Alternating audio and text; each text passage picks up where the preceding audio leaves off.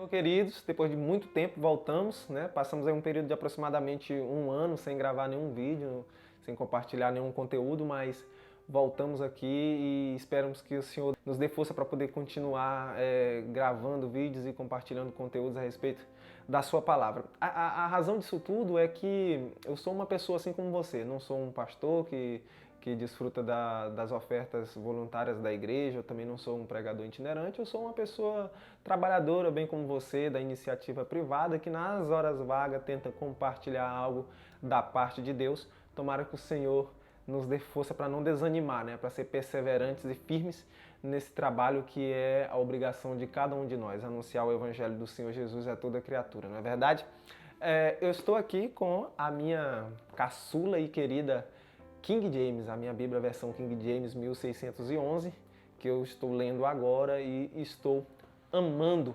E é sobre isso que nós vamos falar hoje, sobre a palavra de Deus. Então, Bíblia na mão aí para a gente poder conversar sobre a palavra. Me admira o fato de saber que nós evangélicos lemos muito pouco a Bíblia, né? A maioria dos cristãos não estão nada interessados em ler a palavra de Deus, o que é um erro, porque a palavra de Deus é Cristo. Não é exagero o que eu estou dizendo. A palavra de Deus é Cristo. Não precisa ir muito longe.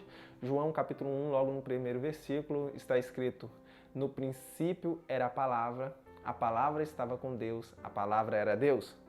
No princípio era a palavra estava com Deus, a palavra era Deus. Assim está escrito aqui na minha versão King James, talvez na Bíblia que você tem aí, Almeida Revista e Corrigida, outra versão está: no princípio era o verbo estava com Deus, o verbo era Deus, o que é a mesma coisa.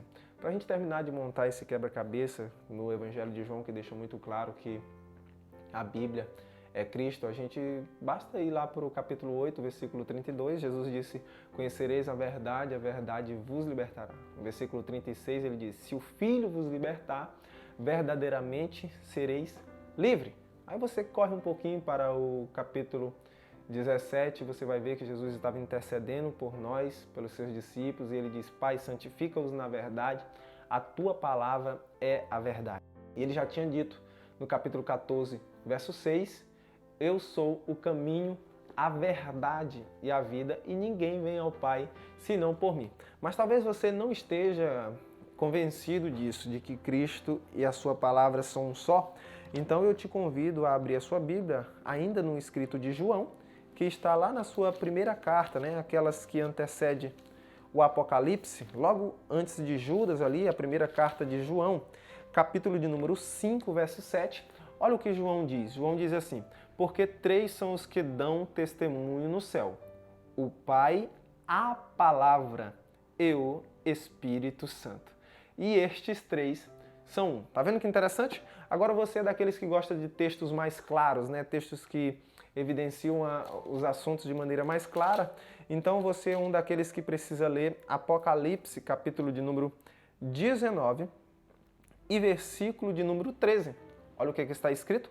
Deixa eu ler para você a partir do versículo 11. Está escrito assim: e eu vi o céu aberto, e eis um cavalo branco, e o que estava assentado sobre ele era chamado de Fiel e Verdadeiro, e com justiça julga e guerreia. Seus olhos eram como chama de fogo, e sobre a sua cabeça havia muitas coroas, e ele tem um nome escrito que nenhum homem conhecia, senão ele mesmo. Versículo 13. E ele estava vestido com veste banhada em sangue, ou com veste salpicada, e o seu nome é chamado de a Palavra de Deus. Está muito claro que Cristo e a sua palavra são um. Então, se você não tem a palavra, você também não tem Cristo, querido. Não adianta a gente querer fugir disso. Cristãos que não têm apego, que não se esmeram em observar as Escrituras, buscar todos os dias, não são cristãos preparados, não são cristãos que estão com a armadura de Deus, como eu já falei em outro vídeo, tá bom? Então, queridos, que nós possamos sempre, a cada dia, buscar, nos esmerar, gastar tempo, né? Aquilo que a igreja primitiva fazia, né? Está escrito em Atos 2:42, e eles perseveravam na doutrina dos apóstolos. E perseverar isso é gastar tempo, é não parar, independente das circunstâncias, do tempo que se passou.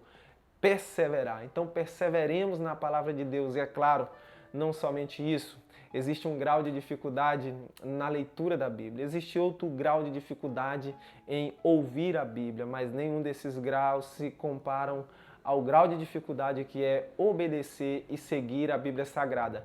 Mas isso nós seremos capazes porque a capacidade não vem de nós, a capacidade vem de Deus. Ele nos capacitou, com a sua graça nos presenteou com a fé e o justo viverá pela fé. Então, no nome de Jesus, eu e você, nesse 2022, vamos ler a Bíblia como não lemos em 2021. Amém? Deus abençoe. Tô tentando